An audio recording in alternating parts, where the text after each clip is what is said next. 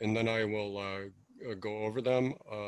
Or why don't I could just start with assignment B and have you type in the questions as we go. Does that sound all right? I Yeah. know I'm sounding confused and everything. I had a nap this afternoon, which is always a big mistake. So That's a great idea. yeah, at the time. So here's looks like one of the newer questions that they have, and they sort of rearrange things a little bit from what they traditionally gave in the past. And I think that in some ways it's an improvement. But in other ways, remember that these don't count for as many points as the others do. So the order that I would do this test in, again, would be like the case study. The case is what I would do first because that counts the most. And if you can't finish it, I would just make the outline. I would just get that outline down as well as you can. And Amy had sent me a sample essay that I have yet to review, and I don't know if she's comfortable with my reviewing that or not. But I could do that at the end. But I would certainly outline it. I think they also provide you with scratch paper of some kind, and maybe I would do that. But the one thing I don't want you all to do is to run out of time. The next thing that I would do would be probably assignment D next, or assignment C. I'm using my own shorthand here. So this is assignment D, this is assignment C. This one's going to be on comprehension, and this one will be on decoding typically, or spelling. Sometimes they throw spelling at you. And then you see that this is assignment B, and then they have, which is typically on vocab. I think that they also throw like English learners in here sometimes too. And then they have assignment A. Let me scroll back and see what that one, remind myself of what that is.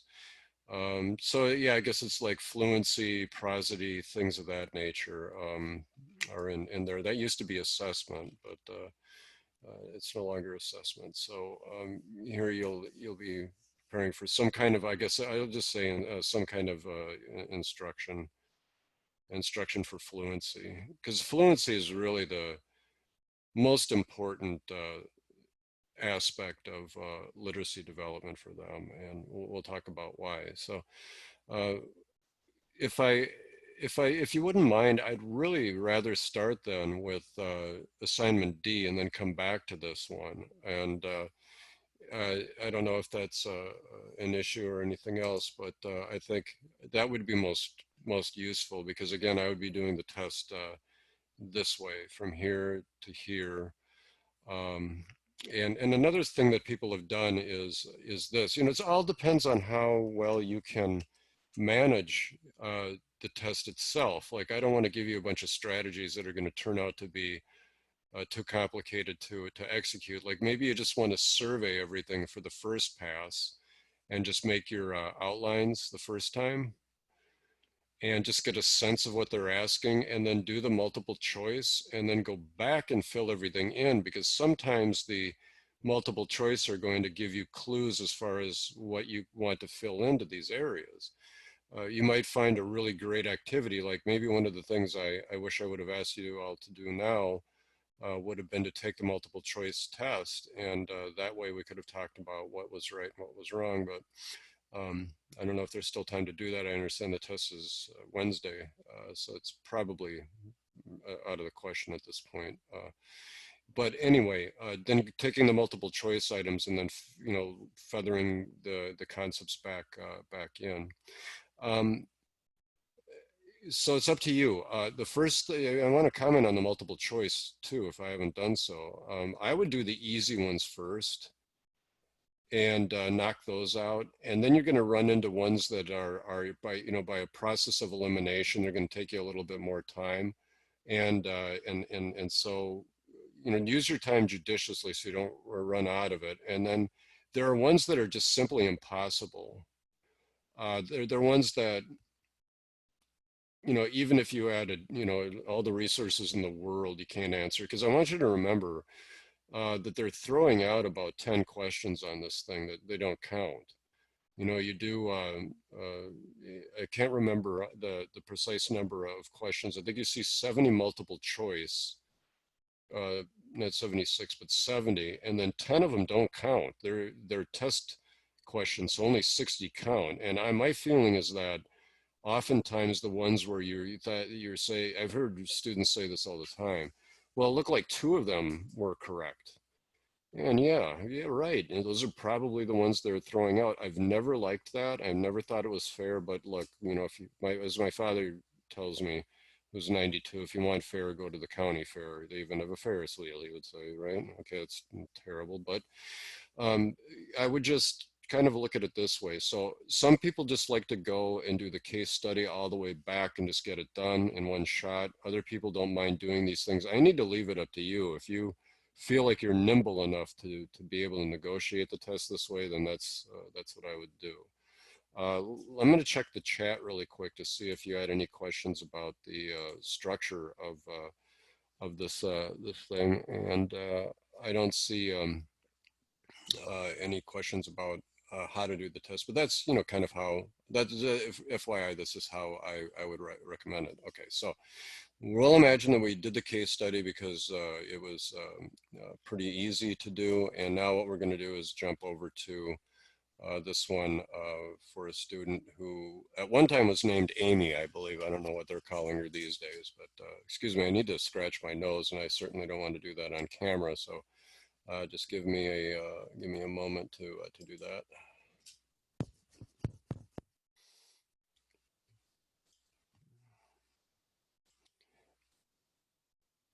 And there, I feel much better. So here we go. This is how I would proceed with this type of question. The first thing I would do is I would look at the kind of text that we're talking about, and you can see it right here. It's clearly narrative text, and because it's narrative text, in my back pocket or wherever you carry your ideas and lesson ideas, because it's narrative, I know that I'm going to be using either some kind of a graphic organizer. And that graphic organizer, I guess I'll abbreviate that as narrative and then geo, narrative graphic organizers. One is a story sequence, and I'm going to abbreviate just for the sake of our collective sanity. And I'll try to spell it correctly with a Q, story sequence, right? And that is going to be where you have the child either draw or write what happened first, what happened second, what happened third. And that's just learning how to put things into order. So when you read what the story's about, and first, when you read what the child comprehended first, actually, when you read what the child comprehended, you might see a sequencing problem. The child doesn't understand how to order events. Another thing that you can do besides a story sequence might be some kind of a story map.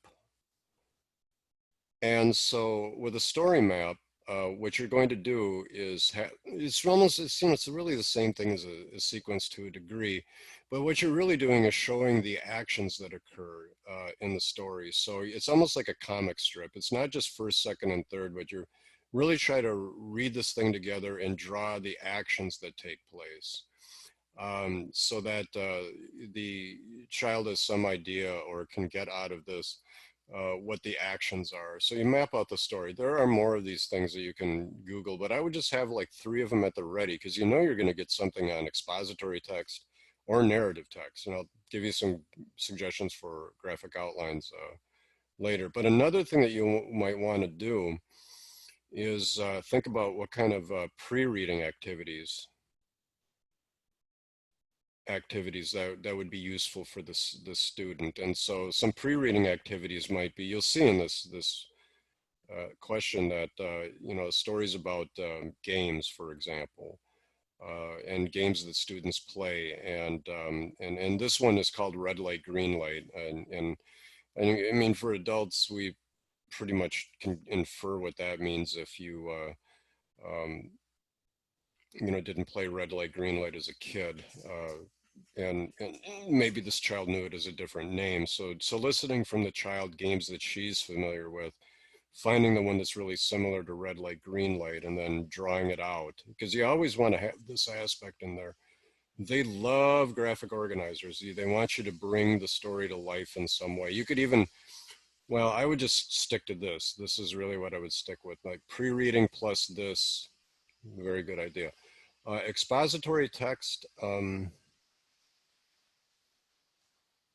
We're talking about expository text. Again, I would deal with that again with the graphic organizer.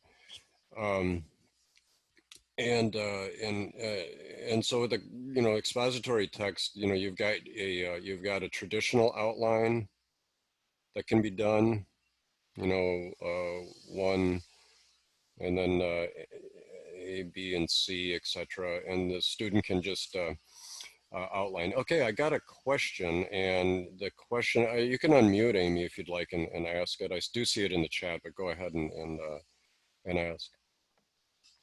So my question is, so that, sorry, my it's okay, don't worry about it. Is it the one that says writing about sequencing or literal comprehension? Yeah, so you're saying that you want to go back and go over sequencing. So for writing this particular story, would you, or this is particular assignment, would you talk about activating her background knowledge with sequencing? Yeah, good question.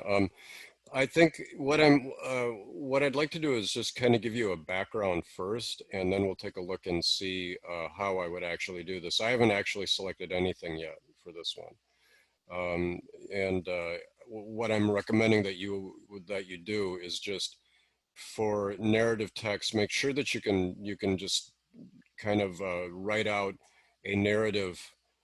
Pardon me, you can write out a lesson like a narrative or a sequencing map or a story map, and you can describe it quickly. Just have those at the ready.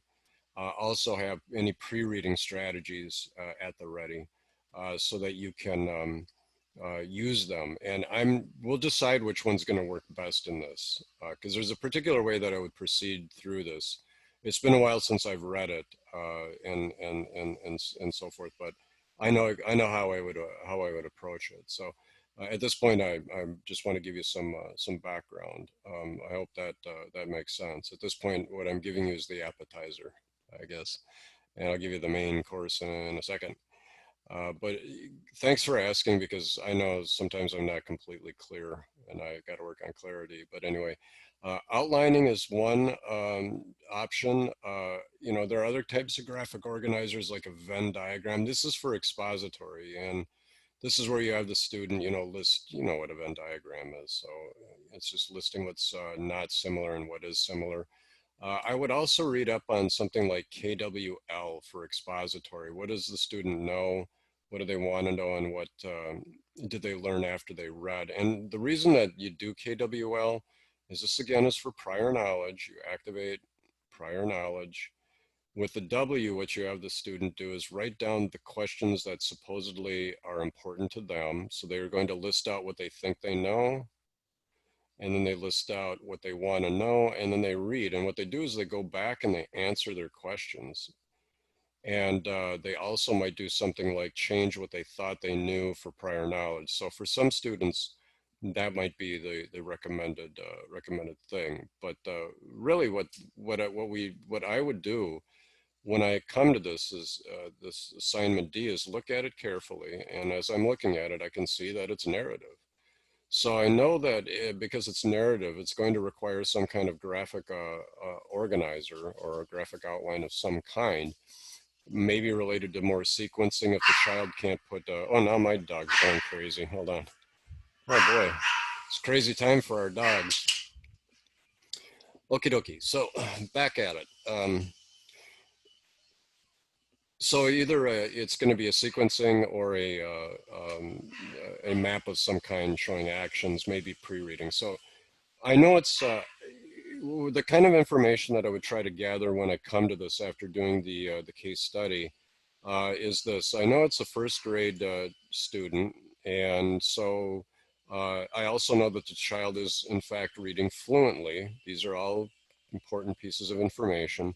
I can see what the text is here.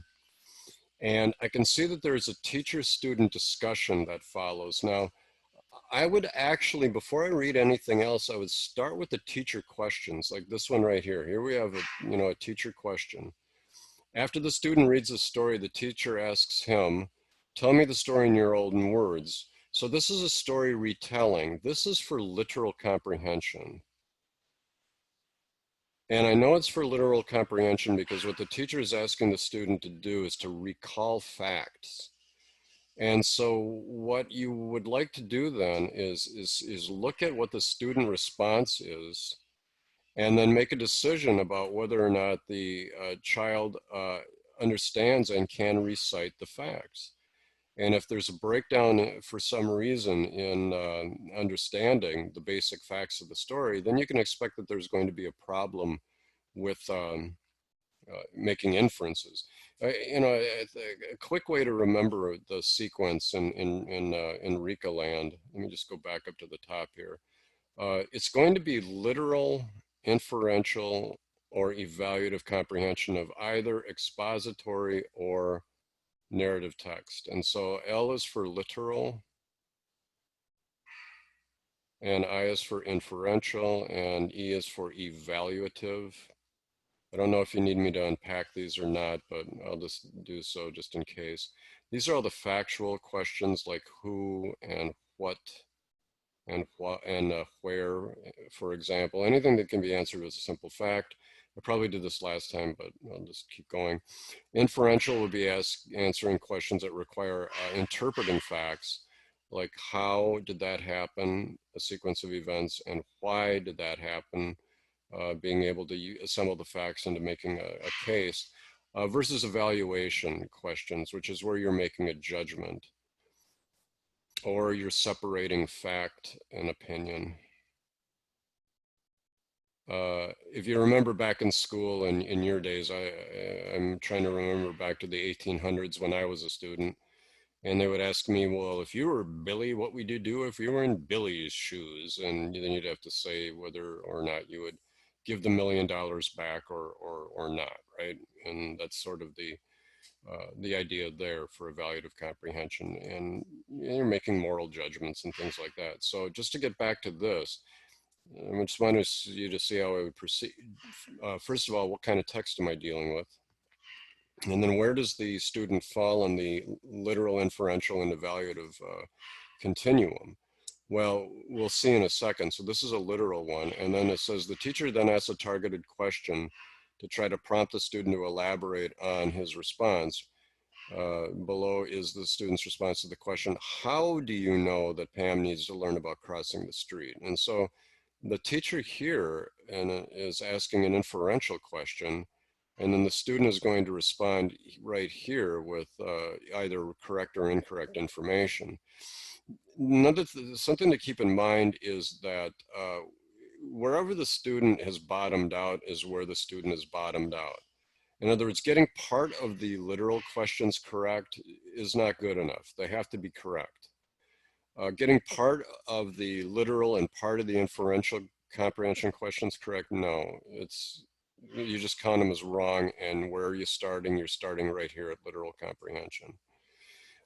Here, this doesn't follow the pattern strictly, but so what you're looking for then, yeah, I see your question, Dahlia. What else do you think Pam will do? That's like a what next question. That's another kind of inferential question. So in Dahlia's question then, which need would I address? Here's what I would really stick to. I would stick to what is being asked. One reading comprehension need demonstrated by the student. And so they, when they write about this, again, it's been a while since I've read this response, but as I said, it used to be Amy and it's a girl, now they're saying him. So they've changed it up slightly, but what they said in the old days was that the child lacks literal comprehension, which leads to incorrect inferences.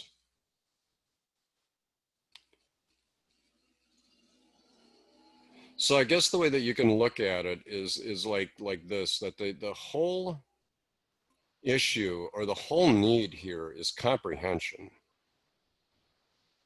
That's what the need is. Where in at the level of comprehension are we starting? We're starting here. Why are we starting here? In order to fix this over here. Once you have literal comprehension, then you're able to have better inferences or learn how to make inferences.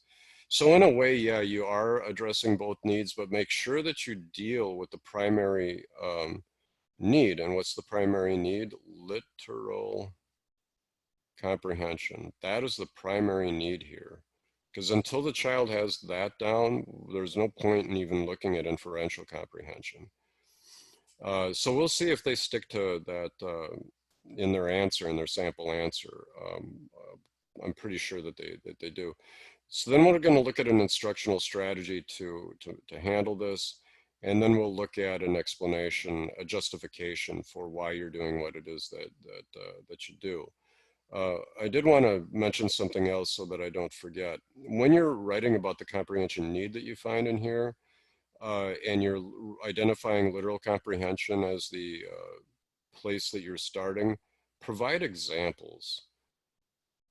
You want to just take examples right from the text. So where the child is giving incorrect literal or incorrect factual information, make sure that you cite it, and let the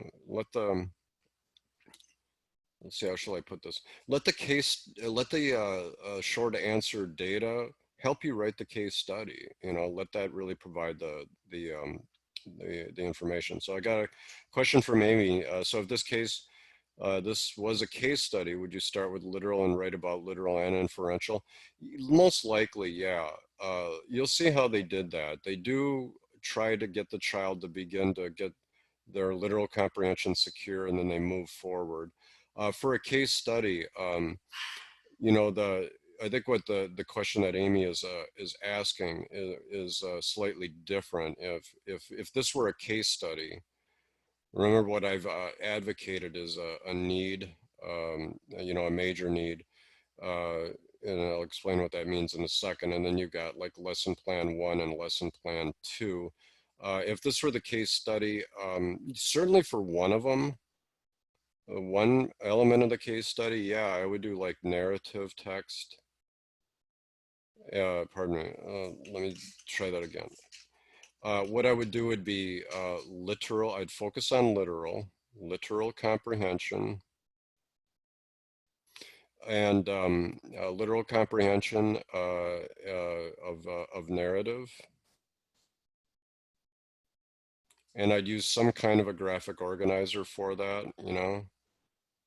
But for the second lesson, now again, remember, this is a case study that I'm referencing, not this. This is a short answer, one need, one lesson plan, and one benefit. That's it. In a case study, remember, you got two strengths. You've got what I call a large need, overarching need or whatever. In this case, if this were a case study, I'd look for something else. Elsewhere in the data, and oftentimes they're going to give you a sample of narrative text, and then they might give you expository text, both with problems in it. And so I think that maybe what you might want to look for in here maybe the child has difficulty making with evaluative comprehension of expository. And if that's the case, what that would mean is that the child has difficulty separating fact from opinion. Maybe they're reading a science article that is an editorial from a newspaper, and so in it there's when one reads that kind of text, it's expository. But what you must do is just be able to separate fact from opinion, and doing something like that. It's called like a T journal, where on one side you have what factual information is present. It's another kind of graphic organizer. You put facts on one side and opinions on the other, and then the student can visually see what's a fact and what's an opinion. or the teacher can help the student move those things over into each column if there's some kind of confusion or something like that. So on the case study, I would not base the lesson plans on one piece of data is what I'm saying. I would try to use two different pieces of data. When we did Louise, when we did Isabel last time, and we did Robert, and we did Chris, and we did, maybe we didn't get to all of them, but if you watch the videos, you'll see that I'm always taking pieces of data from different areas of the case study for the case study. In the case of Isabel, one thing that she was having difficulty with was comprehension, but she was also having problems with multiple meaning words. So in the case study, there was one layer that was her comprehension of historical fiction, and another problem was her multiple meaning words. She couldn't remember different words for play and beat and so forth. So I would do it that way. In this essay, however, let's really, focus on the question, and they just want one reading comprehension need, and they want one instructional strategy, and they want one justification.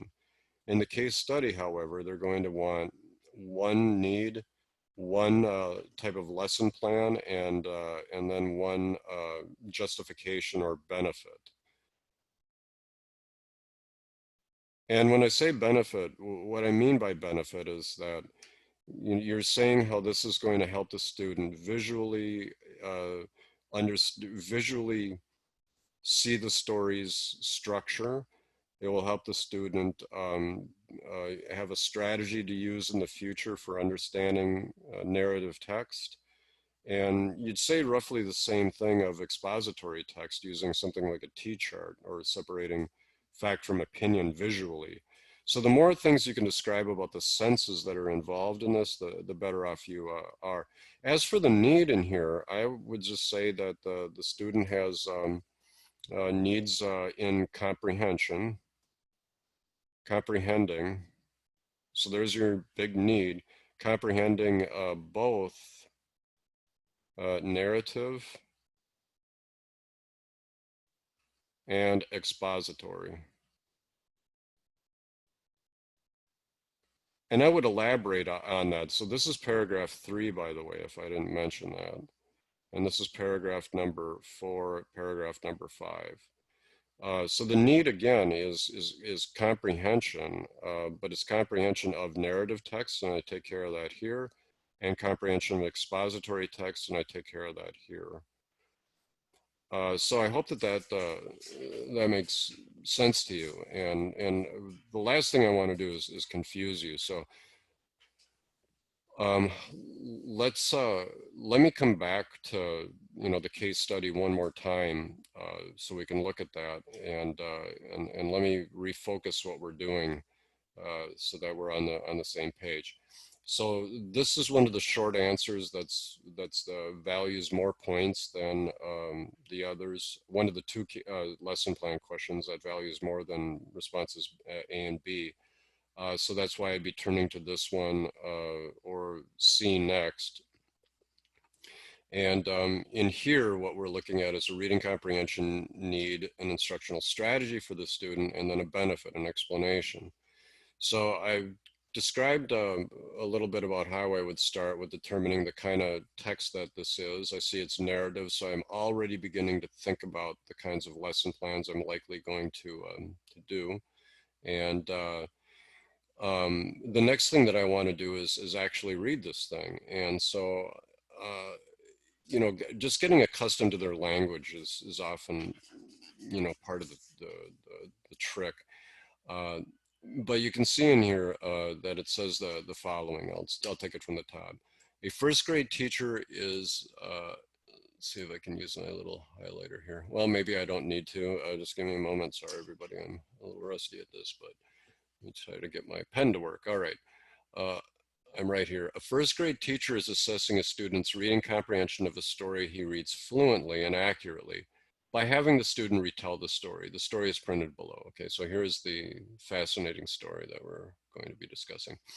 Pam is at school. She plays a new game called Red Light, Green Light. A girl tells her how to play the game. So this is where sequencing becomes important. First, Pam has to run as fast as she can. She likes to run. When she runs fast, she can feel the wind on her face. Next, the girl says red light. Pam has to stop. She must stand very still. Then the girl says green light. Now Pam can run again. She runs fast. Pam likes the new game. She wants to play it with her friend Rosa after school. Okay, so, what we take away from this, this, uh, let's see, Nobel Prize winning piece of literature here is this, that the child enjoys this game. The child is having fun, and there's clearly a game element where one person is telling somebody else what to do and when to stop, and then they're having fun, they're playing. Now, this is what she interprets, or he rather. After the student reads the story, find my pen. After the student reads the story, the teacher asks him to tell me in your own words what the story is about. I put that in. Printed below is the student's response. So let's see how the child does with this. And child says, it's a story about some girls. Okay, that's good. Oops, I'm giving red ink to that. That's good. One girl is named Pam. Hey, so far so good. She doesn't know how to cross the street. Okay, this is completely wrong. Now, you can see where the bad inference comes from right here. This child only really has one understanding of red light and green light. So there's a problem with the context, that this child only knows one way that red lights and green lights are used. And so that might be the fault of prior knowledge, because if you have a student who doesn't and has never played this, it's going to be a little confusing. And so that's why maybe a component of activating prior knowledge would be useful. Now, let me just mention, it is entirely possible that they did none of this, that they did not do any kind of of prior knowledge activities whatsoever. And that's why we're going to look at the response. One thing that you could do is during the story sequence, when the child is doing this, is just simply have one simple sentence in there. I would ask the student if he knows what red lights, green lights are, and if not, then I would explain it or demonstrate it, briefly, so that the child has an understanding of what it is. And we don't, there are regional variations for games, like hide and seek, I guess, in Appalachia, over there on the East Coast, is called me hunky. I've never called it that. I called it hide and seek. But if you're in Appalachia land and you say you want to play hide and seek, people might look at you funny. So there are different games that one experiences and some that one does not. And so for building prior knowledge might be useful. We'll see what they do, however. So I know that there's a breakdown in literal comprehension. So does this child have literal comprehension? The student, no, it does not. You can develop your own little checklist. And I even have my example right here. Well, the child has some literal comprehension, basic facts like they're girls and one is named Pam, that's great. Where, beyond that, it really matters to know what kind of game is being played, and so here we are. The next element here, the teacher then asks a targeted question based on the response. Let me start again. The teacher then asks a targeted question to try to prompt the student to elaborate on his response. Below is the student's response to the question, how do you know that Pam needs to learn about crossing the street? Tell as much as you can remember. Okay, so here's where things go off the rails even more. Because she doesn't even know about red lights and green lights, how red is for stop and green is for go. I think she's a little kid. And the other girl bosses her around. Now, this is a very incorrect inference because number one, it's a game. And number two, the child is having fun. It says in there, it indicates that she wants to continue playing this. Well, if you were being bossed around, it's likely and hopefully you wouldn't want to continue engaging in that type of social arrangement with somebody, right? Well, Pam wants to run in the wind, but the other girl makes her stop. She yells red light, and then Pam stops. I think the other girl tells her about crossing the street.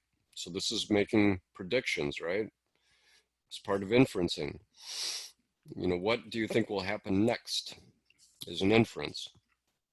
I think the other girl tells her about crossing the street, so she learns about it. So again, we got a no on this, and then the teacher completes the assessment by asking the student, what else do you think Pam will do? So again, this is another prediction here, and that's part of inferencing too. It's not just interpreting facts, but also being able to predict what else do you think Pam will do? So this doesn't, follow the pattern strictly. Some what questions are inferential, and what else question certainly is. Maybe Pam will tell the girl to stop bossing her around. No, that is not the case at all. So the child is able, so they're just not asking for any strengths in here, but it does follow the pattern that RICA has established, where you have a student who is fluent, in other words, can decode and recognize all the sight words, has some comprehension, but not enough in order to make, and not enough to claim literal comprehension and then the ability to make correct inferences. The way that I would describe it is that the child's literal comprehension is not secure. That's the kind of language that they like.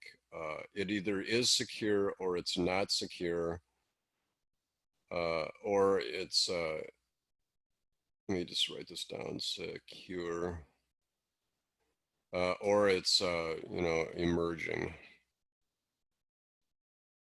which is a polite way of saying doesn't exist. And so there you go.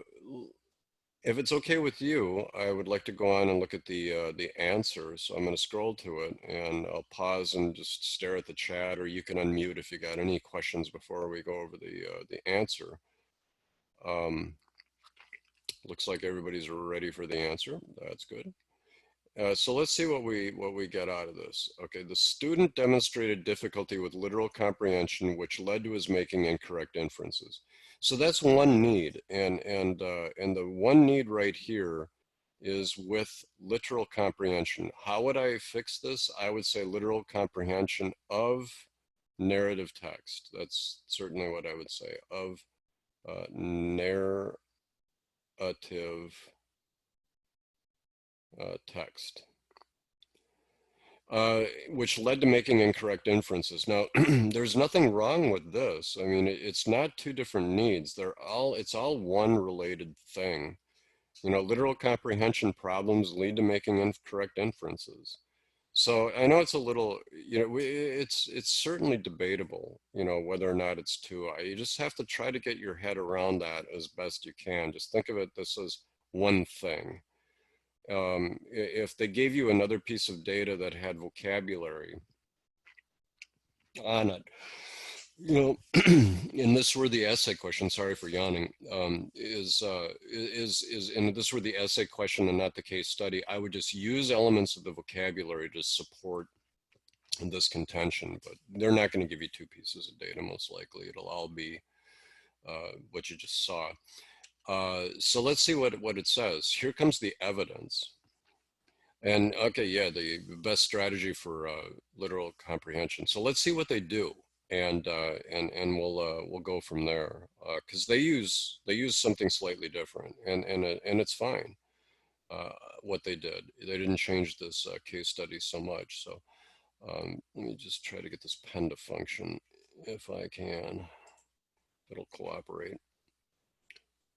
Oh, it helps to be here. All right, great. Since the student read the story aloud fluently and accurately, his difficulty is probably not caused by inaccurate decoding or lack of fluency, but rather a lack of attention to what he was reading. So here, what the writer of this response is trying to do is just show that the person is really confident about what they're saying.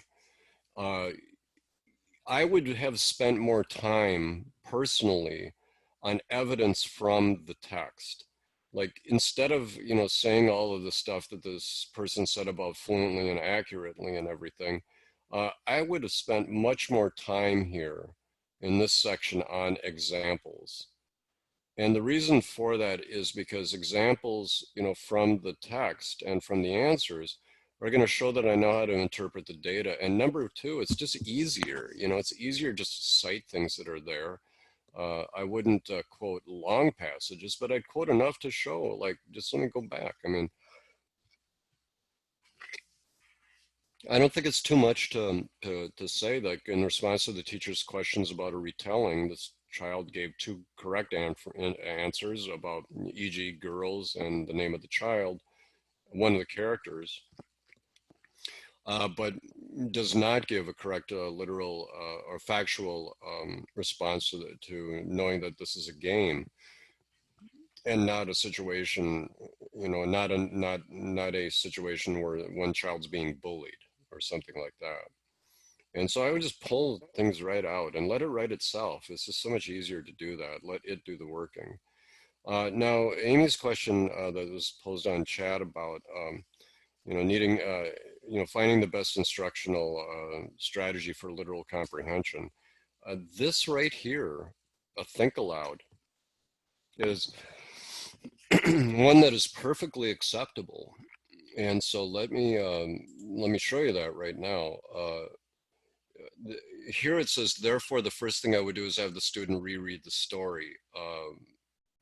You know, that's fine and everything else. That is something to pay attention to. That, remember, if a child reads something aloud, make sure that the next thing you do is you have them read it silently to themselves before answering questions, before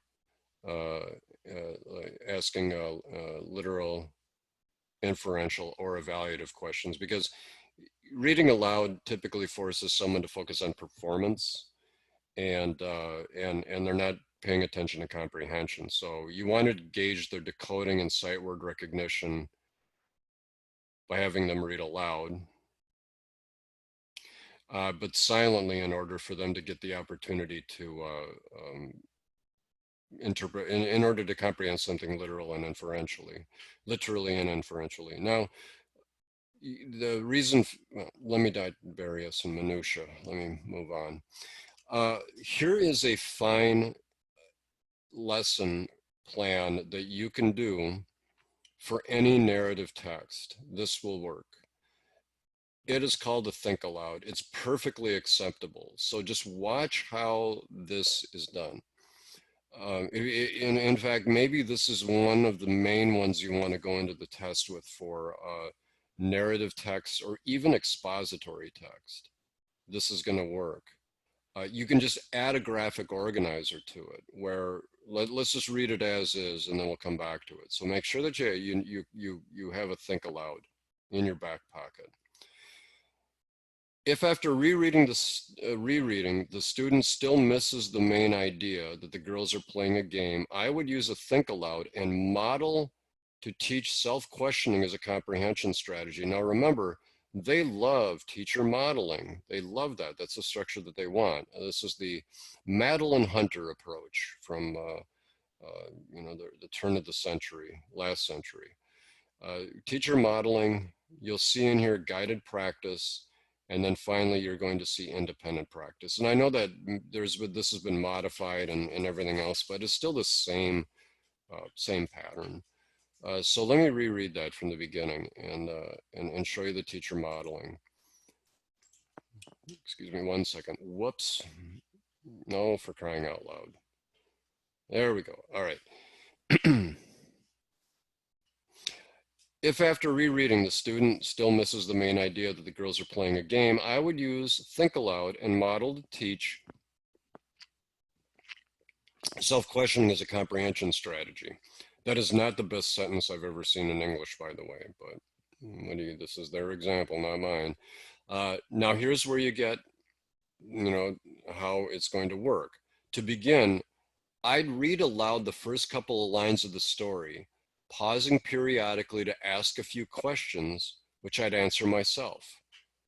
Since the student's primary difficulty is with literal comprehension, I would focus on literal questions. Where is Pam? What is she doing? Who is she with? Now notice that here you could describe what you would do. Oh no, Amy, do you still have you? Am I? Did your sound come back?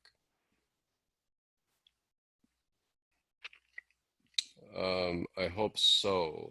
I don't see anything in the chat that indicates yes. Dahlia, are you still Yes, connected? I can hear you. All right. Amy, if you can, let me put it in chat that, hold on one moment.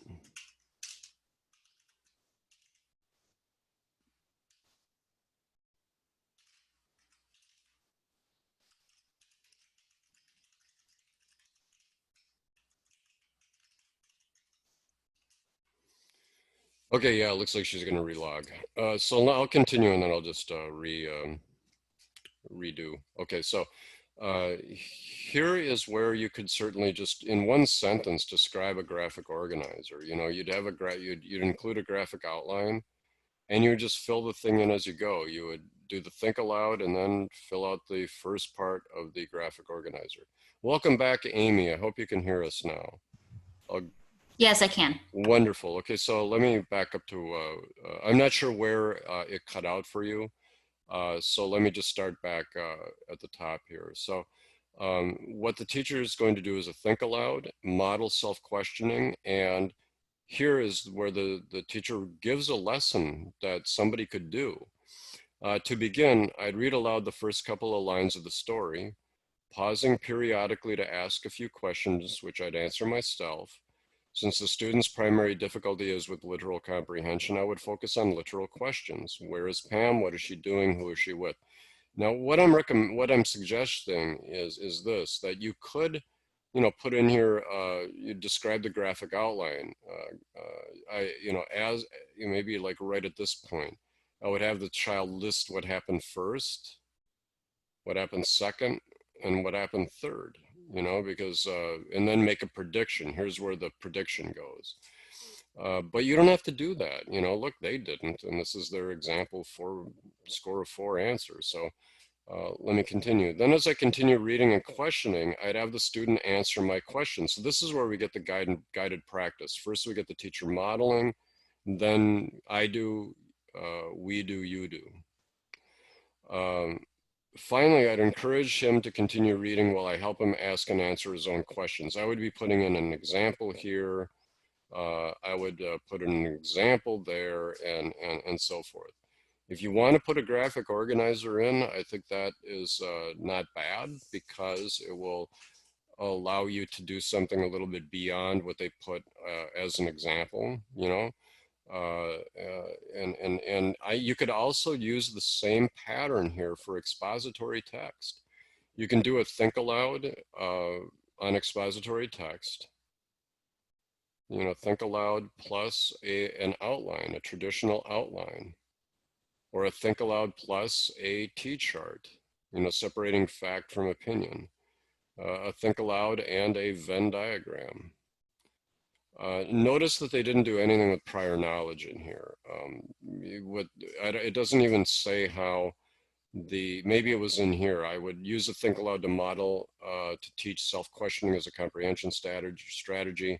To begin, I'd read the first couple of lines. You know, where is Pam? What is she doing? Who is she with? I would say, and what are they doing? And I'd be sure to emphasize and demonstrate that it's a game, you know, to make sure that that's part of it. But this is as far as they go with this. These lesson plans are really short, as you can see, but these lesson plans are also ones that somebody could do. You know, I could hand this to a student who's never tutored anyone, and they could follow this to some degree. Just think about writing this if you were going to be writing this for a substitute teacher or something like that, and provide examples. And then here's the independent practice. I'd have him practice a self-questioning strategy out loud with other passages while I monitor him. So that's, you know, continued independent practice. So it's not teacher modeling, guided practice, independent practice, and then you have the student apply it to new text. because you want the strategy to transfer to other things. Okay, so now here comes the benefit. And in this benefit, it says the strategy would be effective in improving the student's literal comprehension because it models and reinforces a technique he can use to monitor his own literal understanding as he reads. Well, that's true, but I think you should go beyond this for a benefit, because you want to bring in as many senses as you can. You know, this is, if you, that's another reason that I would recommend including something like referencing a graphic organizer, because if you include a graphic organizer, then what this is working on, it's working on visual information. Another thing that it's doing is that it's developing meta cognition. These are the kinds of things that I would throw in here. So if you use a think aloud, that's really what you're developing, is you're developing the student's ability to use thinking about thinking, or applying thinking strategies to a piece of text. You know, who's first, who's second, what's their name, what are they doing? You know, those are the questions that are sort of above the text, and then learning to answer them yourselves by writing them down in a graphic organizer or something like that. That again is all part of metacognition.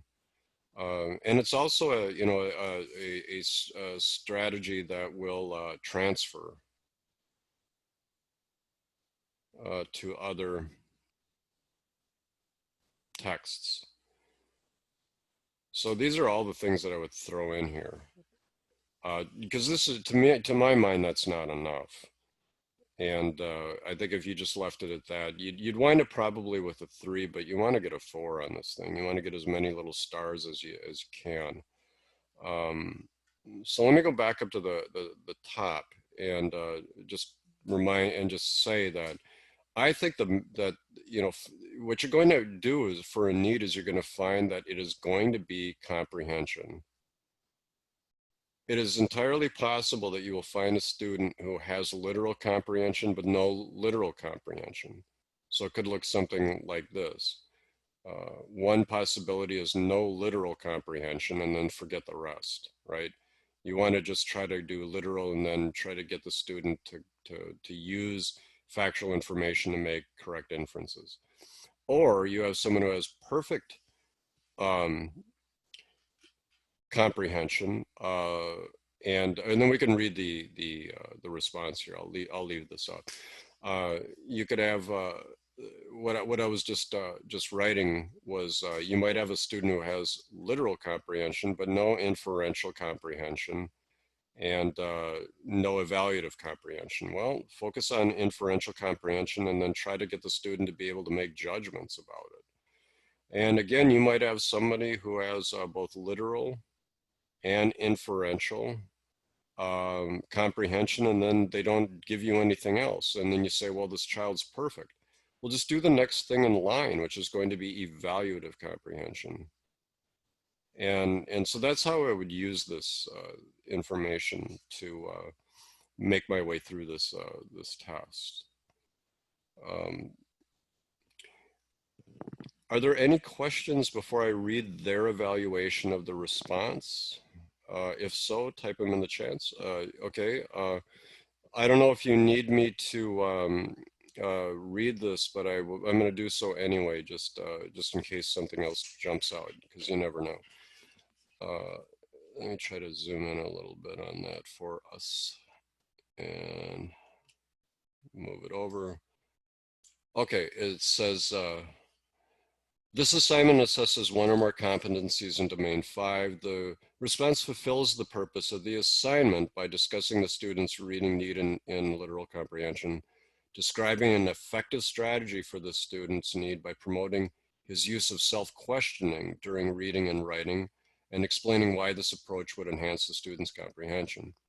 The writer accurately identifies the student's literal comprehension need as well as the consequences of that need. So again, this is the main primary need. It's literal comprehension. So that's expressed as well as the consequences of that need, incorrect inferences. I mean, that's a pretty good way of describing it. And I would be, by the way, I would be lifting some of of this, and I've been given a nudge to go on. That's fine. You see what the response is in here, and that's good. By the way, I will go ahead and answer the any questions that you have, so that you do get your questions answered too, everybody. Okay, let's take a look at assignment B then. This is no, don't worry. It's fine. I can come back to that explanation at the end. That's fine. Let's take a look at assignment B. It says, prior to having students read again, on assignment B, what you're going to be given is something that's related to maybe English learners developing developing vocabulary, etc. So here's what this one's all about. It says, prior to having students read a textbook chapter on tree classification, a fifth grade teacher divides students into small groups and gives each group a set of labeled photographs. So let me pause.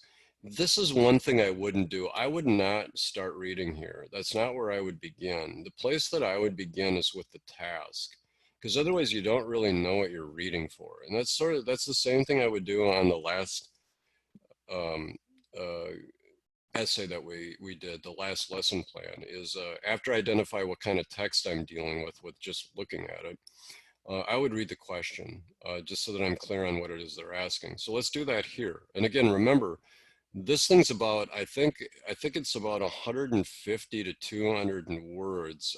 They do have those stated somewhere in the documentation, but this is 150 to 300. Okay. But this is B. These are the short answer ones, remember. So you don't want to break your fingers on these. You want to do well on them, but you don't think that you need to. You got to do well on them. Just never mind. They're just shorter. Just the case study, most important. Second most important are the lesson plans. Equally important, but not as long, are these A and B. So here's what it says.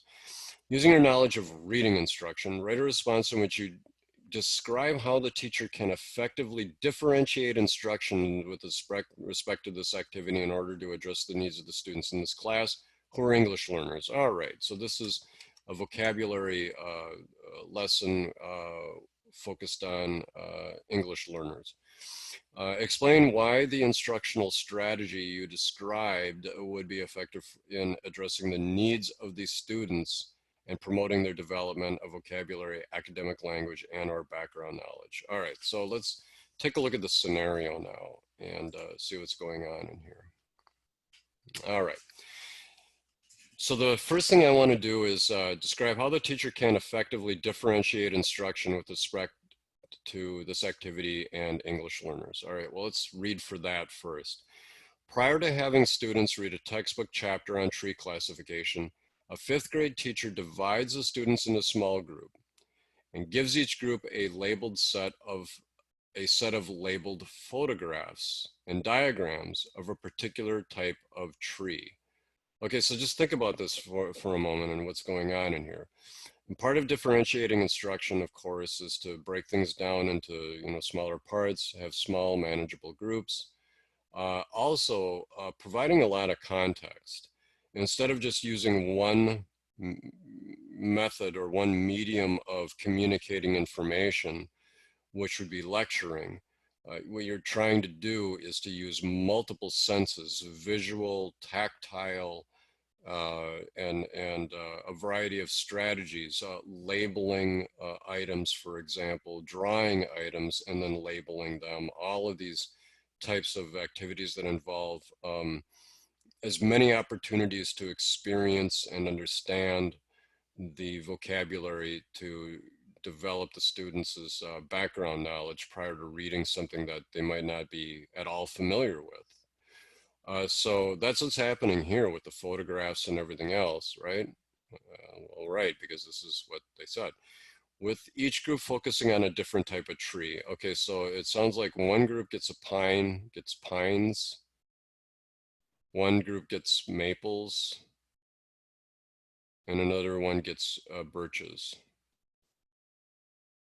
And I don't know if there's a T in birch, but it's not in my world. Not in my forest, it doesn't.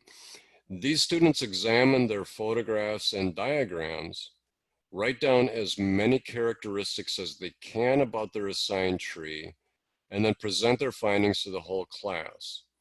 As students share ideas, the teacher writes keywords and phrases on the board. Pine trees have cones, have needles. The needles grow in clusters. The needles are green in both summer and winter photographs. And also introduces new terminology. The trees have cones that are called conifers.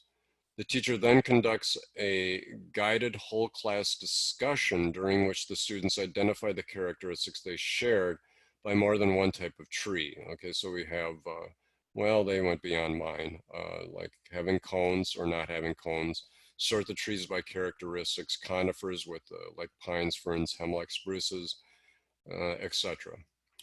Okay, so we have this background information, and one of the things that, first things that it says that we want to do is describe how the teacher can effectively differentiate instruction with respect to this activity in order to address the needs of students in the class who are English learners. Okay, let's see what they say. And then explain why the instructional strategy you described would be effective in addressing the needs of the students and promoting their development of vocabulary, academic language, and background. Now, if I were and so I've got like one suggestion about this working, like pre-teaching vocabulary, giving visual representations of the word, also visual context to the words, and using cognates and so forth. Certainly entirely plausible. What I'd like to do is look at the response, because honestly, if I'm trying to put myself in the position of a test taker who's seeing this question for the very first time. And one question certainly that I would have would be, what do they want?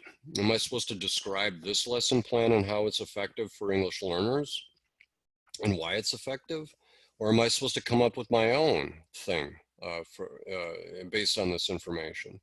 So I want to really look at this a little carefully and see what it is that they said. And we can see exactly what it is that they mean in assignment B. And again, be sure you read the question, okay? But let's see what it is that they say.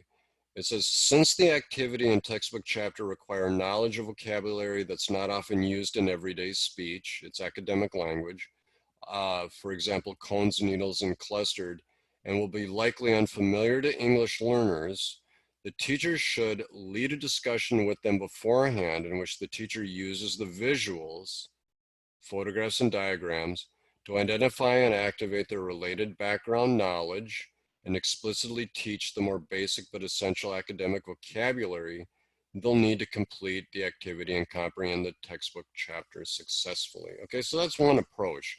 It really, I mean, as an as an English learner activity, this is fair. I mean, it looks like the start of an EL activity, all right? But it seems like it's good enough for RICA. So some of the other things that come to mind that would be very useful in here would be something like what's called, now again, this is likely part of expository text. And it's expository text because it's text that's, using a lot of academic language and conceptual language.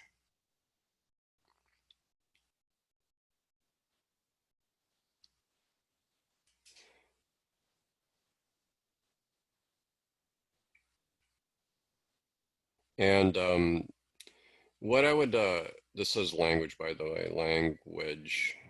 Okay, so conceptual language, but so what I would recommend that you do in here is this. What the students really need is something like an advanced organizer or cloze, C-L-O-Z-E, cloze notes. And what closed notes have, I would do the same things that you see in here, but work in a small group with them, but have them be able to fill in something like conifers have blank. And what is that? Cones.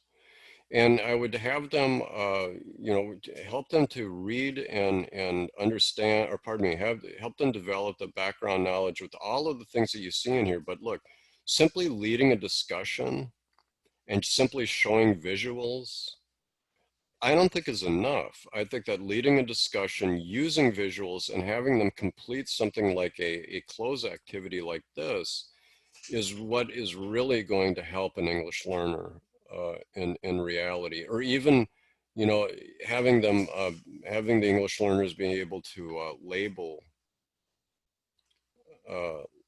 label pictures and diagrams and so forth, and then so that they're able to, and then provide them with closed notes or something like that, so that they're able to speak in front of the class, and maybe you don't want them to speak in front of the class. We'll see what they do.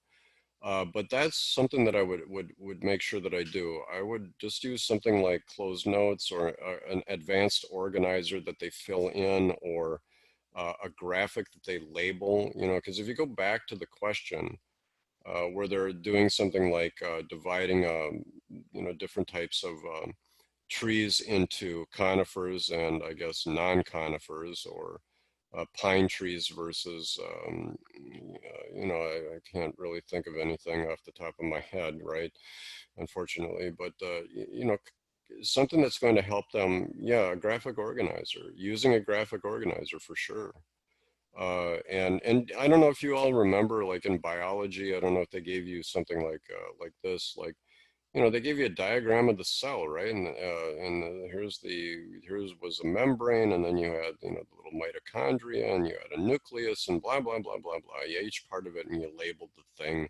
And then down at the bottom, sometimes there's a place where you would write a summary, and in that summary, that would work. A KWL chart came up. Could you also do a KWL chart to activate their prior knowledge? In this case, I would say, because it says you're dealing with, you have English learners who are likely to be unfamiliar with these terms. I'm not sure a KWL would really be useful yet.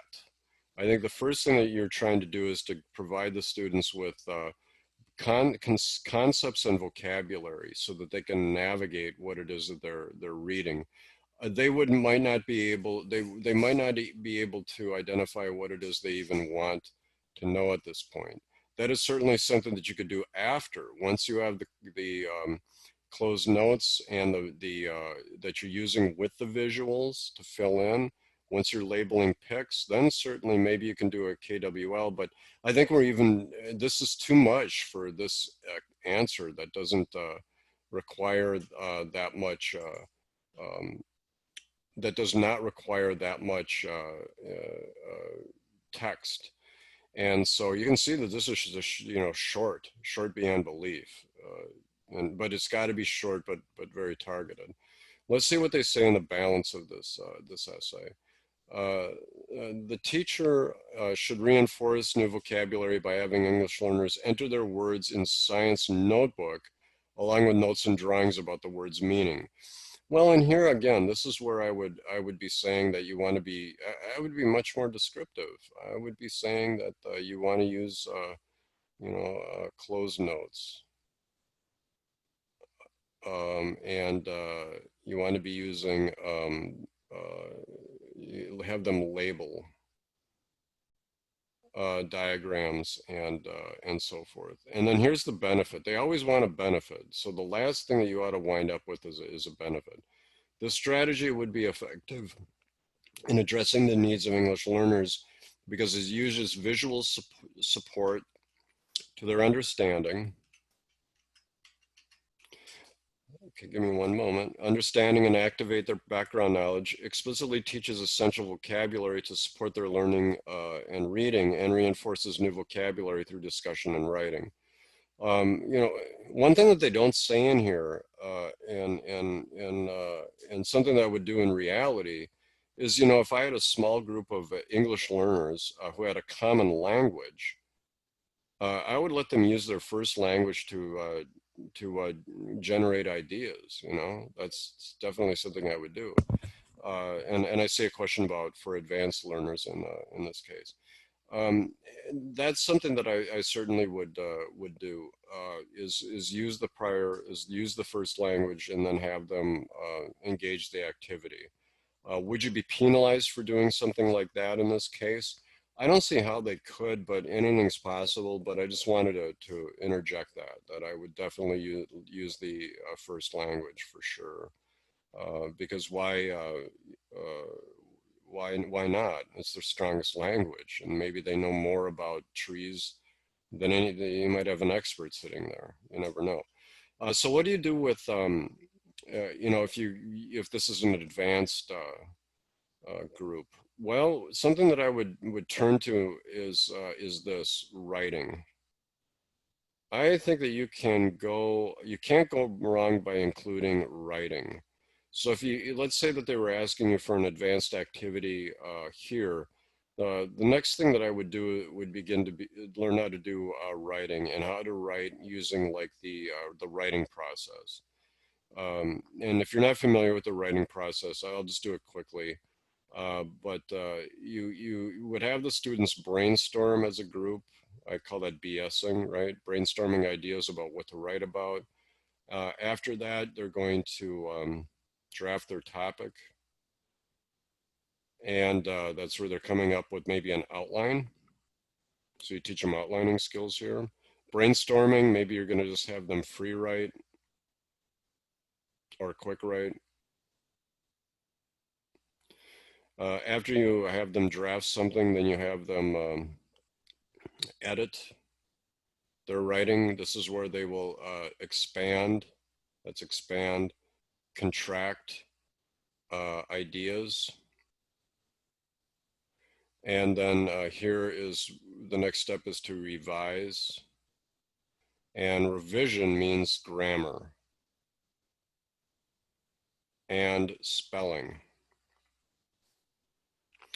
And so the, grammar and spelling, notice where those are done. Those are done here. You can make all of the grammar and spelling mistakes that you want during brainstorming, drafting, and editing ideas. Or the editing also includes including references and things like that.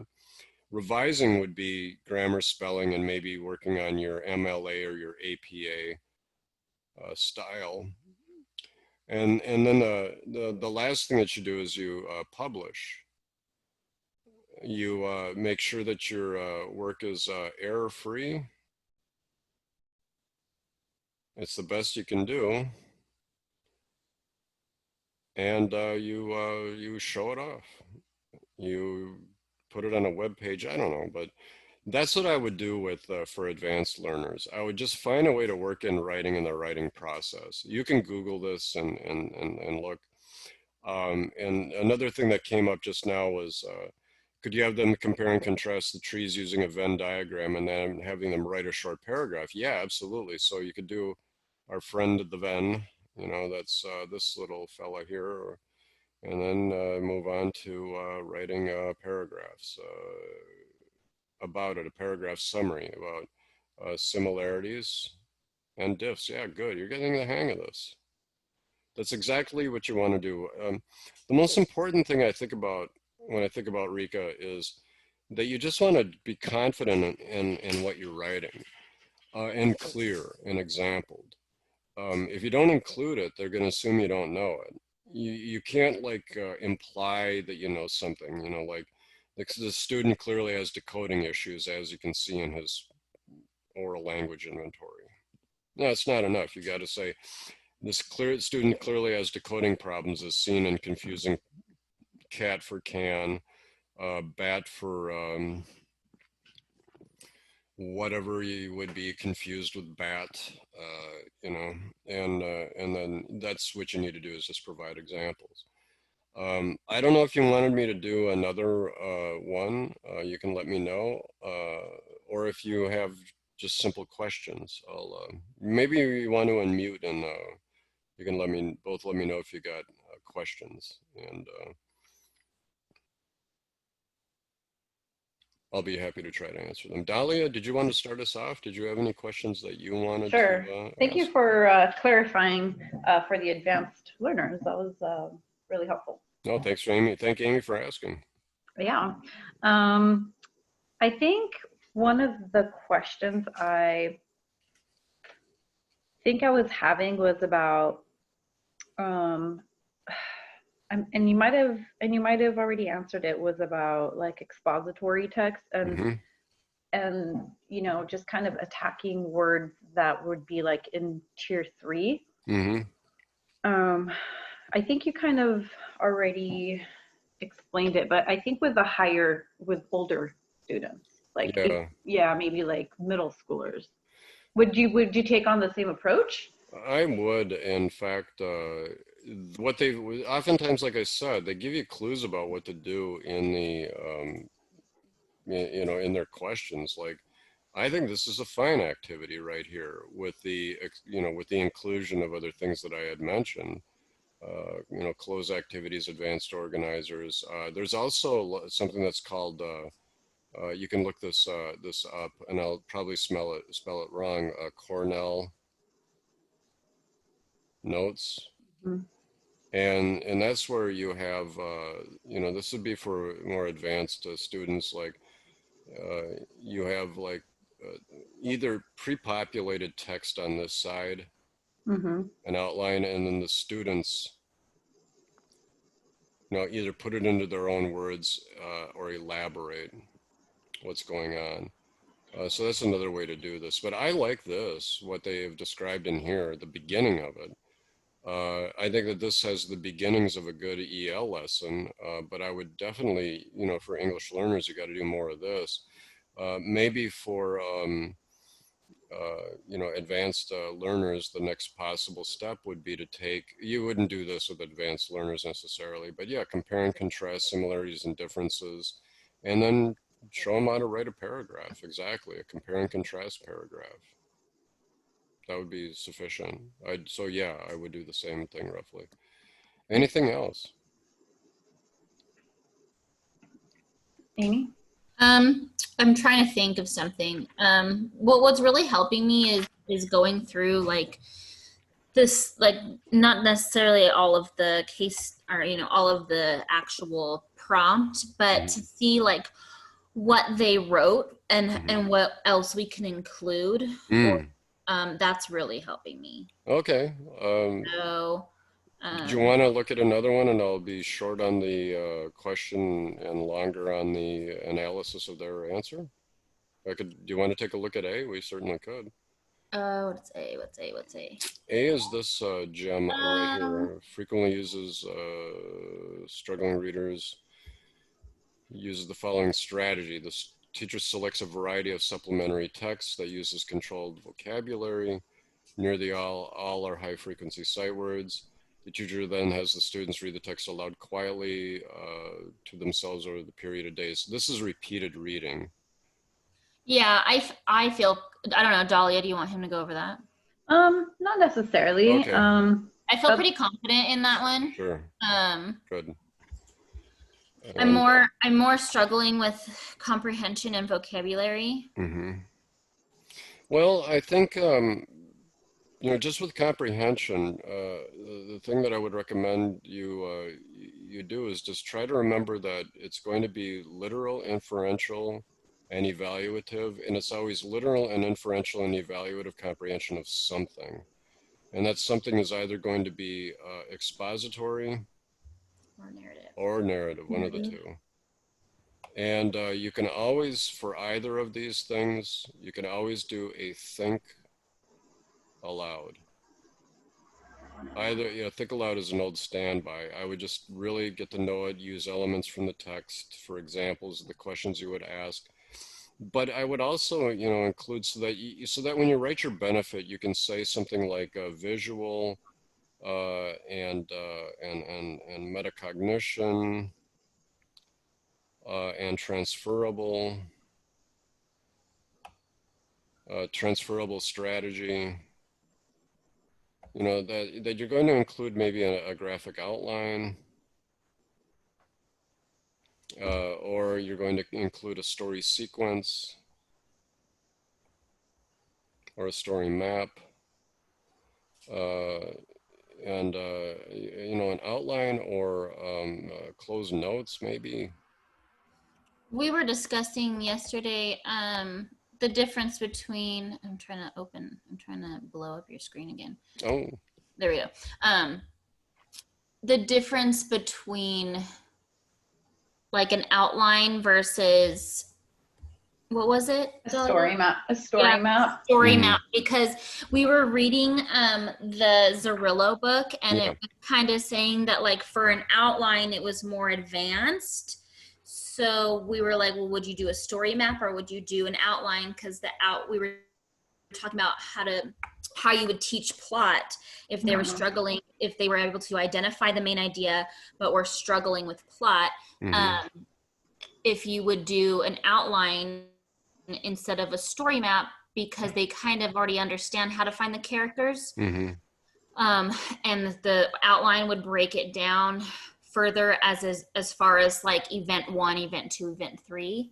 Yeah, you know, I guess just for your own sanity, I guess the way that I would do this is I would just separate them for the purpose of the test. So I would just, when I hear outline, I would just think of a traditional outline and I would use it with expository text. You know, here's idea 1 and supporting ideas. Here's idea 2 and supporting ideas. And this is, you know, mainly going to be used in the sciences or history or something like that, just because it's just shows the structure of how something is laid out. Or, you know, our friend the T-chart for fact and opinion, or our friend the Venn diagram, which you could also do over here. You certainly could do a Venn diagram, but compare and contrast a protagonist and an antagonist. I've heard teachers use the term story cheeseburger, you know, where you've got the opening, for example, is the top bun, and then sort of this is called exposition. Yes. Of the plot, you know, that is sort of maybe like the tomato and the lettuce. And so this is what, you know, students would fill in. They were going to fill in every stage of this thing. So would you recommend, I'm sorry to interrupt. So then would you recommend finding like a similar type text or story then to review with them and do the whole modeling, the guided practice, and then the independent before they enter what they're currently working on? You know, for the purpose of the test, depending on how it's asked, I probably would do, you just apply it to what is already there. I wouldn't go outside the test. That's my suggestion. And in other words, like let's say that you had a student, let me give you an example of teaching metaphor, for example, through a graphic outline. That's not exactly plot. Have I done this? Did I give you this example already? I can't remember, but teaching metaphor.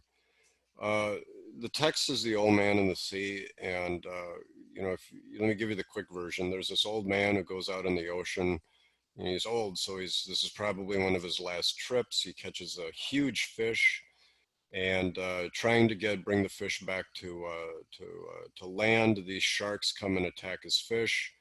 And then at the end, he has to cut the bones that are the fish away because it's destroyed, and the bones float to one part of the island, and these tourists look down and say, wow, a storm must have killed that fish. So here's a graphic outline of it. You've got the old man who's going after a giant fish, and then upon catching the fish, the sharks attack the fish. And once the fish is attacked, all that's left are bones. And then the tourists uh, don't understand what happened to this fish. All they see are the bones. Well, it's a metaphor of the old man this was written by Ernest Hemingway, probably the only decent thing he wrote, in my opinion. But you've got Hemingway as the author. The fish is writing his last great novel, and the sharks are the critics. And the bones, for example, those are the reviews, and the tourists, that's the public. And so the story is really a long metaphor about how only the public sees this part of the struggle a writer goes through. They only see the reviews. That's all they read. And to them, you know, either the book is good or bad based on the reviews. The sharks are the ones who kind of destroy the novel. But then you could also argue that at least the story lives on. If the story is good enough, then the story will live on. Or something, however you want to, you know, interpret something like that. The story, I was trying to write this, story lives on. So that's kind of a graphic outline of metaphor. And you could do roughly the same thing for determining what the plot of the of a what the plot of a short story is. And I guess to deal with plot, one thing that this is again for narrative text, the way that I would handle plot would be, you know, what are all of the details, you know, of what's going on in here, or details, or often you know, the plot is going to deal with a conflict. I'm doing this off the top of my head. There's a person versus person. And so maybe that's what this is about. The conflict could also be person versus self. And that's the typical middle school coming of age rite of passage novels or short stories that we all had to read in school. There's also person versus nature. So you can have the, you know, listing out the details and try to identify what is the conflict that's going on. Is it person against person? And then you got a plot, you know,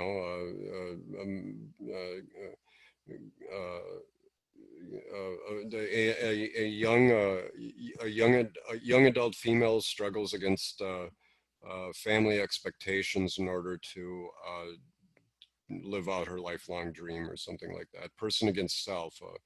Person has to overcome some kind of a limitation of some kind, maybe a financial limitation, in order to make an achievement or something like that. Or like, there was also this, I don't think they're using this one anymore, but there was a story about that they used to use on one of the examples that they had about a teenager who survives a plane crash, and he survives the plane crash and has to survive in the wilderness all by himself for like a week or a month or something like that. So there's a person having to overcome their themselves, their fears, their uncertainties, and they have to just survive. That's also person against nature. You know, how do you survive in the elements? But there are some other configurations in here, but you know, this is certainly something that you could describe. You know, you could, you know, help the students understand that there is a person versus person conflict, person versus self, person versus nature. Read the story together, list out all of the details that indicate a conflict, and then have them try to decide if this is person against person, person against self, etc. Yeah, Amy, go ahead. So if the person in a case study or in a short example or whatever was having trouble finding the details of the plot, which is more, I want to say, if I'm correct, it's more literal of like what's going on. Yeah. So would it be more beneficial to just basically talk about literal comprehension, or do you want to go this deep into, oh well, they're having issues with literal comprehension and they're unable to find the plot because of this, and so we're going to teach plot instead of teaching just well, I would literal stick with literal comprehension.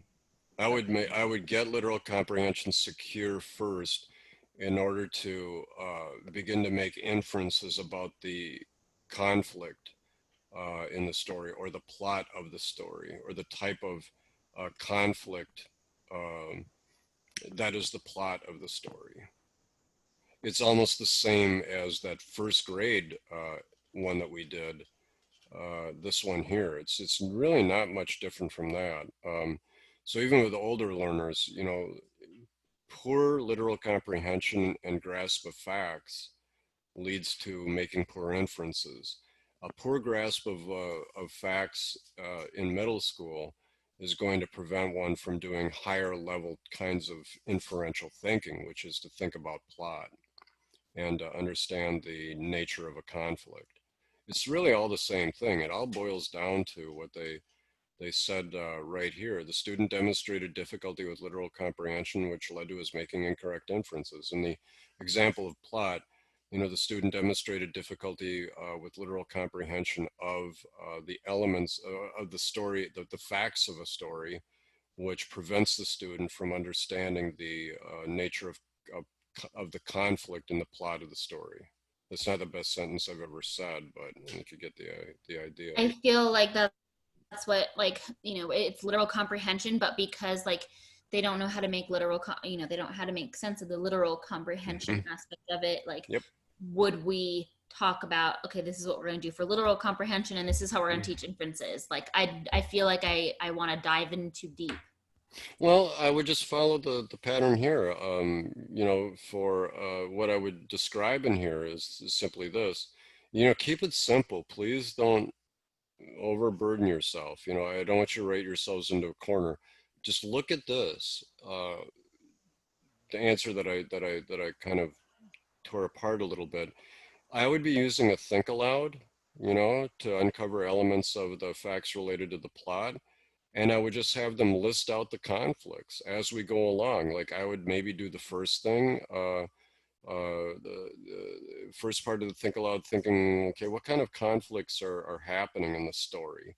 And then I would list it out. And then I'd work with the student to do the same thing. I mean, they're going to have to give you some kind of meat to grasp onto. And what I mean by that is this, you know, they got to show you some place where there are examples of where the student is either not understanding something simple like this first grade paragraph about red lights and green lights, or where a student is not understanding a metaphor in the story. They're going to have to give you something, or where the student is not understanding the plot of a story. And what do you do? There's got to be something that they're going to give you. So again, just let that provide you with the examples that you'll fill in, and just describe a think aloud. This is it right here, a think aloud plus putting a graphic or outline together. If that gets to be, and I'm serious about this, you know, you're under pressure for time, you're under pressure from a variety of places. So if that's, and you got a test coming up pretty soon. So, you know, don't be afraid at all, just to just make sure that you've got this in hand for either narrative or expository before you go in. Because you can apply the same thing to plot, you can apply the same thing to story sequencing, you can apply the same thing to not understanding the difference between a protagonist and an antagonist. You know, what facts assemble together, you know, because I mean, they're not, you know, being able, they're not understanding which character is the protagonist and the antagonist. Again, that for me is a T-chart. You know, you got characteristics of a protagonist, characteristics of an antagonist, and you list out the good characteristics here, and then the contradictory characteristics or undermining characteristics of on this side. And again, you can do that through a think aloud. Okay, so then I guess just like you did with the first grader, then would you say that you would follow up with independent practice? I'm just kind of reading off here, the self-questioning strategy out loud with passages while I monitor him. Yeah, sure. Or you can even have the student write, I mean, if it's an older student, have the student write a summary, and then read the summary with the student and check for understanding. Of the plot. Yeah. Gotcha. Because if it's an older student, try to go one step further, which would be just into writing. Maybe, you know, again, I don't want to overburden you all. Just try to look at this and stick to these formulaic responses. And you know, if you're afraid, well, you know, they used to think aloud in the example, and I don't want to use that. You could, you know, certainly call this a metacognitive think aloud strategy. Now you've made it your own. You know, you've gone beyond what they said. Metacognitive self-questioning.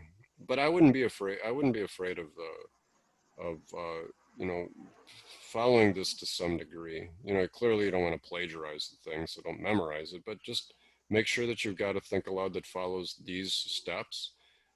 Teacher modeling, guided practice, independent practice, and then maybe application at the end. If you can weave in a graphic outline or a traditional outline or a T-chart of you know, conflicts, maybe even giving, you can even describe it, having a fill in a sheet where you've got person versus person, person versus self, person versus nature, and I can't remember what the other one is. Person against, I don't remember, but there's might be a fourth one out there. But again, don't fret about this too much. You know, it's you're prepared. You've been preparing. The questions you're asking are very good. Just remember that RICA isn't asking you to come up with your own stuff. It's asking you to validate their view of reading instruction. So one thing that you can do when you're trying to decide about what the best thing is to do is just to think about what does RICA want to see, and just give it to them. And what do they want to see? Explicit instruction of decoding, explicit memorization of sight words. They want to see practice, explicit, repeated reading and modeled reading for fluency. That's what they want to see. What do they want to see for comprehension? Active teacher modeling, guided practice, and independent practice of think alouds, or using think alouds with graphic organizers, or using a graphic organizer, they're filling in something while thinking aloud. And why do they want that? Because it's concrete, it's tangible, it's visual, it's active. The strategies are things that they can apply in different contexts, and that's transferability. So, you know, please don't get so bogged down in the details that you feel like you're unable to write anything because there's just too much there. Keep it simple, keep it clear, keep it RICA. You know, that's the best way that I can explain how I would approach it. Thank you. Any other questions at all? Anything? Not that I can think of right at the moment. All right. Amy, you had sent an essay over. Did you want me to look at that real quick with you, or should I just type my comments? Yeah. No, Okay. yeah, we can go over it. All right. I don't know which one because there have been several iterations of it. Dahlia, I don't know if you want to hang out for this part of it. You're welcome to, I think. Yeah, sure. All right. I just need to try to get this. Where is my the Chris case study? Well, let me stop sharing, I guess. Give me a moment here. I'm sharing my unsightly desktop, it looks like. Are you able to see my desktop, or have I completely disappeared? We can see it. Yeah, okay. If you want to do any of that work that's on there, by all means, feel free. Let's see if I can make this thing work. I'm having a great degree of difficulty here, and I don't know why. All right, here we go. I'm going to stop the share. Okay, and then let me try to figure out why Word won't open. Okay, it just did. All right, let me try that again. Just give me one second, and I will share once again. And now I'm sharing screen number 1. Okay, so we did the Chris case study last time, so you're likely familiar with the data. And let me just quickly go over the response. Clearly, I like my response the best because I'm most familiar with it, but that doesn't mean that it's the best, and that doesn't mean that this can't be written in a different way. One strength is that Chris has phonemic awareness. Absolutely, that is absolutely correct. Blending and segmenting, and blending and segmenting with these examples are very important. It's an important skill to have because he's ready for CVC instruction. The other thing that I would recommend, and this is probably a good opportunity for me to say that, is that right in here, something that I would note is that segmenting is the highest level of phonemic awareness. It is the most important uh, phonemic awareness skill. I would mention that in there because in order for the student to learn to attach letters to these sounds, they have to be able to segment. If they can't segment, that is not going to work. So that is certainly something that I would highly recommend that you do include if you can. These examples are fine. Now, remember that, so now you've split the needs into two different parts, and let's see how that works. One need to be addressed prior to decoding instruction is letter recognition. Chris displays a need for instruction of letters that are visually similar, P, B, D, and Q, and J. In order to ensure the student's mastery, the student will need direct instruction and letter recognition. Using a trace and say while focusing on these letters, the skill is important in order to learn to decode words using rhymes. Another area of need to begin decoding is knowledge of onsets and rhymes. Chris displays the knowledge of the sight word at, which can be used to start onset rhyme instruction primary decoding words. By using his knowledge of at rhymes and his more secure consonants, Chris can begin to develop, begin a lesson on CVC words prior to beginning decoding. Providing Chris with a lesson in onset rhymes will provide him with decoding instruction in isolation. Okay, so, you know, the only issue that I would say is I think it's fine for you to separate the needs in here as you've done. It may in fact be just easier for everyone to grasp. I think that you have some justifications. Like I would say that this here is, you know, this belongs with the lesson on the word families. And that's where that one belongs. This one here, the decode words, can master build using onsets and rhymes. This I don't think belongs here at all, because the only thing that I would discuss in this paragraph would be, hold on a moment. Actually, this is fine. I don't have a problem with that at all. I didn't read it carefully enough, so I think that that's actually okay. I would reverse these. I would start with, well, you know what? Now I'm just getting too English majorly here. You know, I'm overdoing it. I think that what you have here is fine, with the exception of I would move this to the part about the instruction that you would do. I don't mean to be kind of waffling at all, but you know, because I would do this. I would just unite this as one paragraph, and not say another area to begin. You can use build words using onsets and rhymes. Chris is clearly ready to begin decoding using his secure letters and word families. So I would begin with the at family, something like that. That's how I would do it. And again, I would move this part here to someplace down here. I think you're the, let's see if this is here. This is better done here.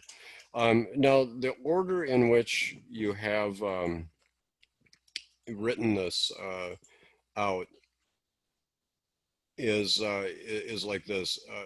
First, you have, just give me a moment.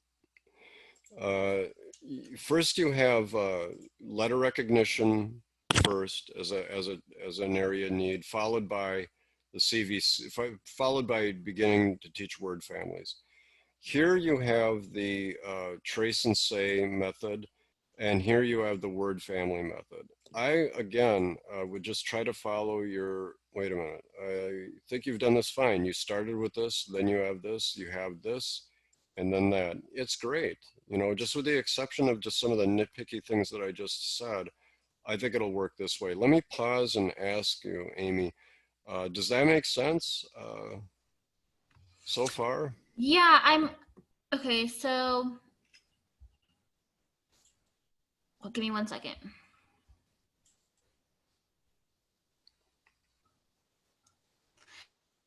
So why would you, I'm only confused about why you would move that portion. This one right here? Yeah. Because or like, okay, so if I moved it and I put it in my, where the lesson is, then what else would I put for, well, you know what? I'll tell you what. I am going to retract what I just said about moving that. And honestly, I'm serious now, for this reason. This is one of the most important things to bring to RICA when you write these things, is that you're confident that you know why everything is where it's supposed to go. And I think I agree with you. I think that this does seem to fit right here. Again, I guess what I would put in here as an alternative would just be the example words that we're going to create. I would put in, if we're going to be doing like the secure consonants, for example, he can learn to decode. You can learn to make and decode words like cat, sat, mat, rat, etc. Because again, this here, providing Chris with the lesson and onset rhymes will prepare him to begin decoding CVC words. This sentence right here, to my mind, is more of a justification for why you're doing the activity. And again, in my formulaic world, the way that works is that information should go in here. The benefit of this activity is that this sounds to me more like a benefit of the activity, and therefore here I would use this real estate to give examples of the words that I would do, okay. so that they're clear on that. And using his knowledge of the at family and the secure consonants, I would, Chris can begin a lesson on CV words prior to decoding, prior to beginning words like, and then I would do like. I feel like, and I wrote this a while ago, I feel like when I wrote it, I was kind of justifying why I thought he could start beginning decoding. Well, yeah, I understand what you're saying. You can, but I would emphasize that in here. Chris is clearly ready to begin decoding using his secure letters and word families. That's, I think, plenty, because your lesson plans are quite long. I shouldn't say that they're quite long. You've got a lot of substance in there. So to a degree, you're going to have to cut back on some of this. Because I think this sufficiently addresses why you would be doing word families and decoding. And you could even leave this here. I think, like I said, the real estate, I think, is better occupied by examples, like you did here. Nice example This is a good example. I think now with the inclusion of this, it's a good example. And now making this statement, providing Chris with the lesson nonsense and rhymes will prepare him to begin decoding CVC words in isolation. With the addition of this example, I think this fits together better now. And so I'm not opposed to it staying here. So just provide more examples. Okay. I would follow everything up with an example. So, you know, sometimes it's hard sometimes it takes me a moment to know why I recommend revising something. And this is why I would revise it, is precisely because of this. I think that this is going to provide the assessors with understanding, with acknowledging that you understand what secure consonants and word families are, what you could do with them, and why you do them. I think that that's fine. And then you have your lesson plans here. To promote proficiency in the area of phonemic awareness, the teacher will give direct explicit instruction and letter recognition. The teacher will introduce the letter in isolation, stating the name and the sound of the letter. The teacher will then model how to encode the letter by tracing the letter and salt and saying the direction of the letter. For example, using the letter B and D, down, up, and around, up, and down. One of the, you're really hitting on all of the buzzwords that they want, like direct, explicit, and instruction. Just note that in coding, that is used for writing. So I would just say the teacher will then model how to recognize the letter by tracing the letter in salt and or sand or what have you, and saying the direction of the letter. For example, and then you give the example, the student will then repeat the action being monitored and provide feedback. To promote independence, the student will, this part here, this I think is getting like you're up to 759 words in here. And I think that you're only allowed up to, let me see. It's like 600 words, I think. Is it 600? Okay, so, yeah. I think that you could cut some of this out. Like I would try to now move from this into, you can just have the student practice on other, on other letters, practice the same skill on other letters, and then recognize. This was, sorry to cut you off. This was this was like a prompt that, like kind of sentence frames that I got from a tutor that I had. And okay. So what she had said was like, as long as you get like the orientation and the instruction in there, if you don't have enough words to get to the independent practice, then that would be okay, as long as you have like that necessary how you're going to teach it and why, and then like your benefit. Yeah. So well, I just kind of wrote this without looking at the word count. Quite all right. Yeah. I would just what I would edit out perhaps I would retain some of the independent practice and focus on the visual and the auditory. So did the person use Chris as a case study, or was it something else, or? No, it's actually from Teacher's Test Prep. So I was, I had been using stuff from there, and I just gotcha. Kind of been applying this of how I've been writing it to good old your Chris. Case study. Nice. So this here with the, in order for Chris to progress to decoding CVC words, he will need instruction in onsets and rhymes. He shows knowledge of one rhyme at when we look at his language experience activity, where he demonstrates his ability to encode, the sight word at. Using this rhyme, the teacher can begin giving direct explicit instruction on onsets and rhymes using making words. The teacher will start instruction by introducing the at family. I agree. In isolation, giving the letter sound at one time. Using the letter cards in the pocket chart, the teacher will model for students how to make words using onsets and consonants sounds and placing the onsets. I would just say, like for this one here, I just would say something like combining consonants and word families, or consonants and rhymes, just for speed and some reduction of the number of words. For example, the teacher places a B in front of at in order to make the word bat. I would keep that. When she moves that letter card, the teacher can then blend the words together. The teacher will have the students practice in their independence in groups and making words. I would just have the students, student do it on his own.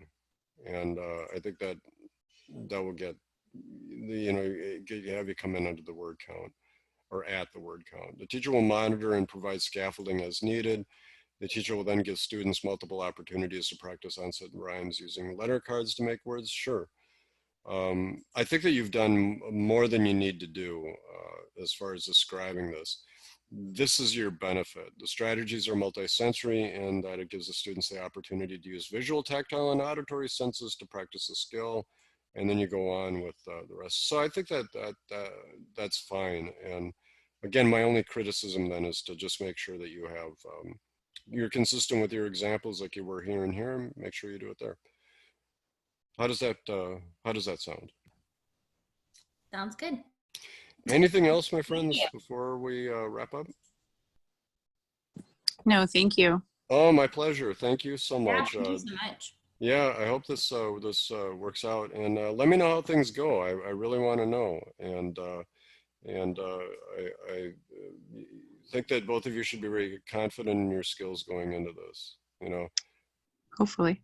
Oh, no, really. I mean, who else would sit and watch my stupid videos and study for this? And there is a ton of people that sit and watch your videos. I'm pretty sure I've watched them like 3 or 4 times. I think like 1 million probably at this point. I have no idea, but wow, that's you're like kind of famous in the RICA world. Oh, no? that's an interesting place to be pretty famous. But who cares? As long as it helps people, that's the only point of this thing. So let me know how it goes, all right? Great. Thank you so much, Chris. We my appreciate pleasure. it. No problem at all. Thank you, Dahlia. Thank you, Amy.